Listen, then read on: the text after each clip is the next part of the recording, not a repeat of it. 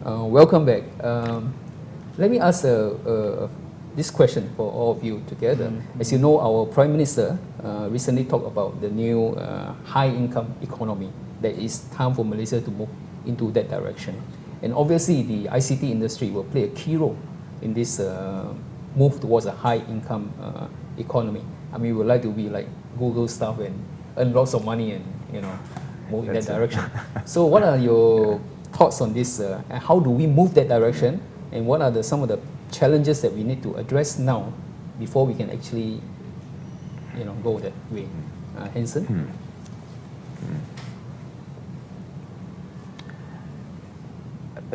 Not answering the question directly, but I'm just recalling some of my own experiences. I think when I first graduated, I worked for a company called Honeywell. This was in 1997. And I used to visit a lot of the contract manufacturing guys up in Penang, Jabil Circuit, Solectron, SCM, Sanmina, and all those guys. And I used to service them as a salesperson, right? Which is a great experience, by the way. And over time, what happened was, as I was working with them, I noticed that production started to move over to places like China, to other so-called developing countries. Yes. And it sort of struck me that, hey, that there seems to be a move. Either they're moving at that time probably for cost reasons, but also probably because there are good brains elsewhere as well. So I think the initiative by PM to sort of push towards a high-income economy, or high-income brain, high-income worker, I think it's very timely. It couldn't have come at a better time. I think it's just the implementation. Basically sometimes the devil is in the details, but the God is also in the details. So I think that's sort of how we should address it, back to the details again. Okay. And I think the strategic trusts that we have. I suppose from myself personally, I would sort of like to see it being a little bit more solidified in a way, so that we can all sort of put our arrows behind one particular angle, or a few angles at least. Okay. Now, David. Yeah. Firstly, I'd like to say that it is a very positive move, and we cannot bank on cost as our key advantage anymore. That's right. Because it cannot sustain. So therefore, we have to move up the value chain and produce more higher value added activity with higher level of knowledge workers. So to do that, I think the government has, for example, introduced tax incentive to educate more doctorates and masters. Okay, and I think that's one way that would be able to allow more of these workers to be able to earn higher pay.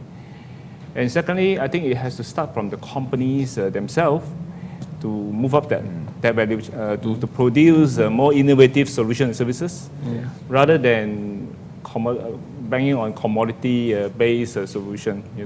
And if we can do that, we are able to differentiate. And when we are able to differentiate, we are able to fetch higher value for our solutions. And with that, we are able to pay higher to our workers. That's right. So it all ties in, right? So many things will have to be done at the same time in order to so-called shift this income level to a higher. And the advantage is the moment the income level move on to the higher level, then we are able to attract back some of this brain that has drained many years ago to come back, right? And not only enjoy the kway teow and the Hokkien mee, but really to do solid work to be able to come up with solid results for the country. Right? That's right. Yeah. Okay, Munirah, what are your thoughts on this issue? Well, I suppose while the future represents a positive move for Malaysia, I think we must also not forget the basic fundamentals of today. We are still having a lot of workforce who are essentially not meeting that level of talents that we would like to, comparatively with countries like India and Philippines. And I think a lot of work essentially needs to happen for the upskilling to happen. And upskilling will equals to increasing competencies, and that competencies essentially then matches with the new new income bracket itself here. Now, unless we're able to do this, then there's going to be a really mismatch between talents and the compensation, and we will be pricing ourselves out of the market. And that would be a real concern, because that would mean loss of job opportunities for a lot of people.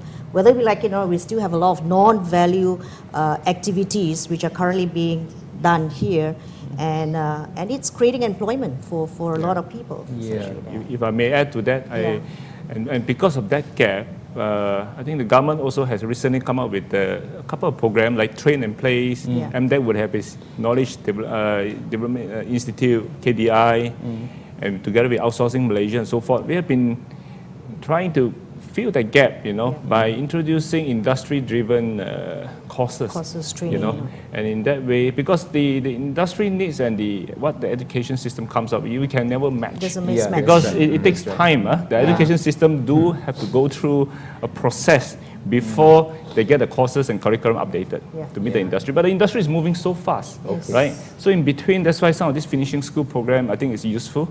And I think the government is moving in the right direction by doing a lot of this. Okay, thank you. I think we are all agreed that the future is indeed very bright. And now, because of the connectivity, we are living in a very global economy. Actually, the opportunities are not only here, but anywhere in the world. I think at the end of the day, the key point is that if any Malaysian wants to move into this area, he has much more opportunities now than before, right? I mean, in the sense that he doesn't, if he's extremely talented, he will be recognized, and then even if he can do the creative work, he can demand that I want to stay back home and I don't want to go there, and he will be paid fantastic salary and high income would have been achieved. So on that note, thank you so much for coming to be with us, and I wish you all a pleasant day, and thank you. Thank you.